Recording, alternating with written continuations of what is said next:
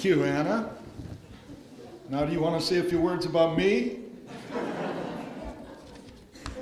Man, when I walked over to that table near the window and saw the beards on those posters, I thought I'd wandered into a reunion of the Smith brothers. I'm going to make myself very unpopular with those at my table by introducing them.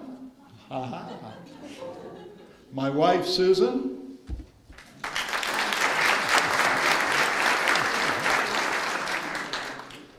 From Easton, Maryland, my elder son, Charlie, and his wife, Pam.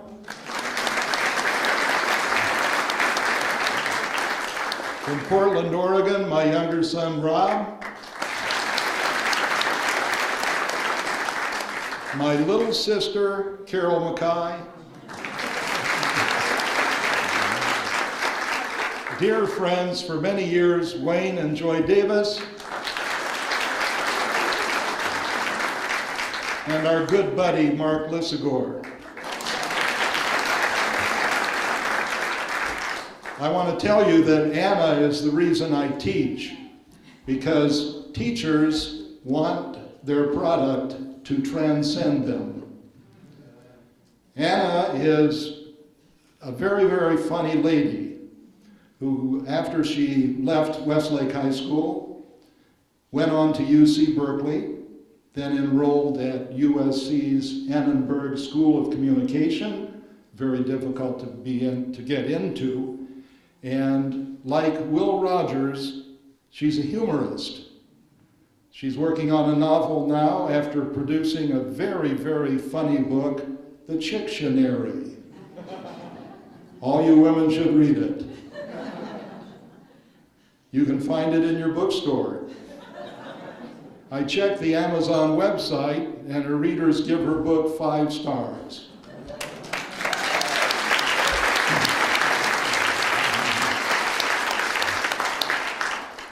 Well, after 36 years of teaching, it's nice to be in front of a group who appear to be wide awake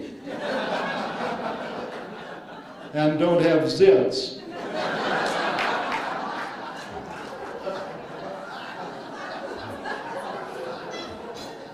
I want to thank Darren Parent also for, along with his board and Chuck Weiss and others, making this happen.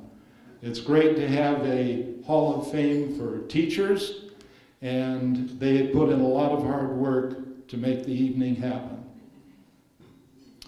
I'm honored to be here tonight in the company of Keith, Larry, and Tom, and I sure wish that Steve could have been here with us. Tom and I, by the way, go way back to the late 1960s when he was department chair of Rio Mesa, and I was department chair at Thousand Oaks, and we both served on the district curriculum committee. You remember that, Tom? I'm not like Larry Jones, who wanted to be a teacher all of his life. I have to confess that I never intended at all to become a teacher. I always wanted to be a journalist. So when I left college, I got a job as a reporter on the Oxnard Press Courier. You remember the Press Courier? I had nothing to do with its demise. One day my sweet mother took me aside and told me she knew I was a pretty good reporter, but she'd be very, very proud of me if I became a teacher. Teaching, she said, is a more noble profession than writing newspaper articles.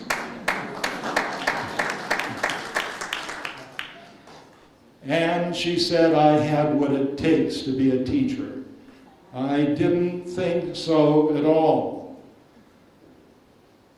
To me, it was like suggesting a career in a nunnery to Lady Gaga.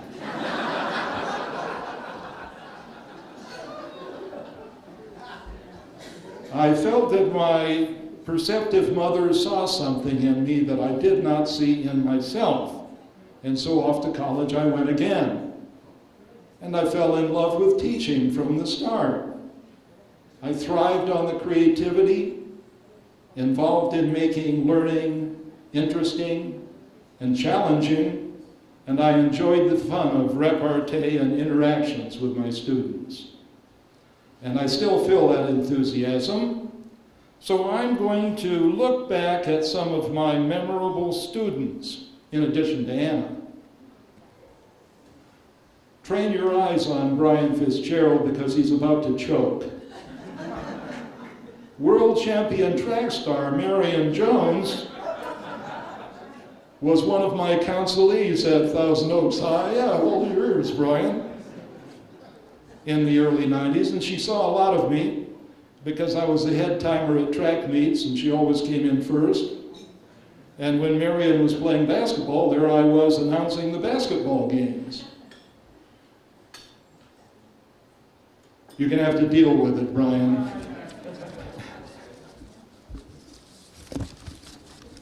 Kelly Martin, who was the star of a poignant TV series called Life Goes On, was another of my counselees in the early 90s. Kelly didn't attend school as Marion did. She took that off campus. And then she came to see me, to meet with me, to make academic plans, to talk about university requirements, to prepare for college application. Kelly wanted to go to Yale, and since she was bright and motivated, she did. Suzanne DeWams was Miss California of 1982. Actually, she wasn't a student in any of my AP English classes, but when she heard that I was in my room every day at lunch helping students, she came on in. Now it's interesting because soon a substantial number of the male population on campus started coming in too. Hey, I'd do anything to get them to come in and learn. Kurt Russell, the popular movie star of Disney fame, started his sophomore year with me in the mid-60s. But in a few weeks, he had to leave school. He was working on a movie, which I think was Mosby's Marauders. But Kurt was a pleasant, friendly, open person, and I really hated to see him go. Tom McClintock. Is that a familiar name? Tom was a well-known politician around here and took his carpet bag up to Northern California. He's a congressman up there. He was in my sophomore English class in the mid-1960s, and he was very serious, but sometimes I could get humor out of him. We were in a poetry unit, and I was teaching tone color. That's the evocative ability of the sounds of letters to create impressions other than the words imply. I was quoting satirical poet Shel Silverstein, reading his poems to show how he uses tone color to create animals that look like they sound. My classes particularly liked his poem about the quick digesting sneet. Oops, we've been caught by a quick digesting sneet, and now we are dodging his molars, and now we are resting in his lower intestine, and now we're back out on the street.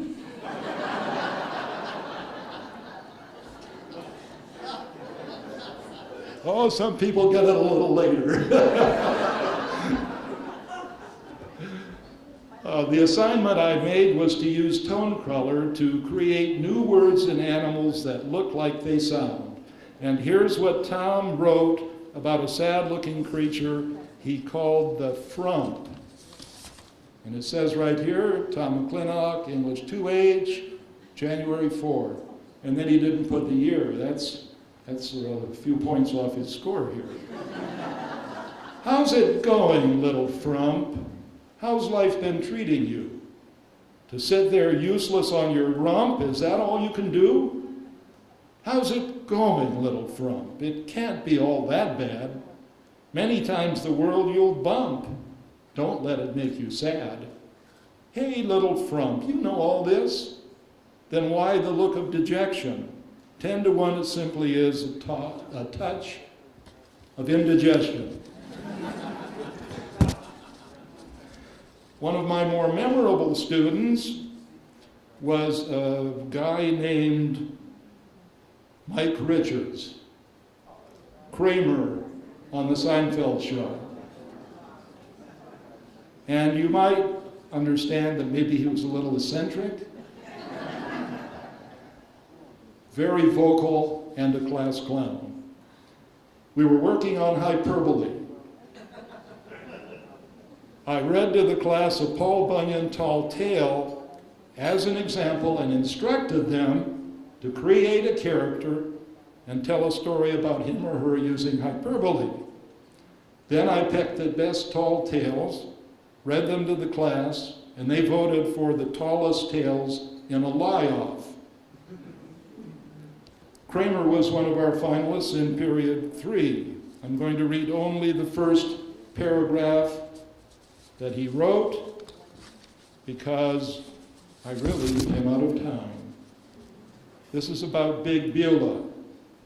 Big Beulah was very, very big.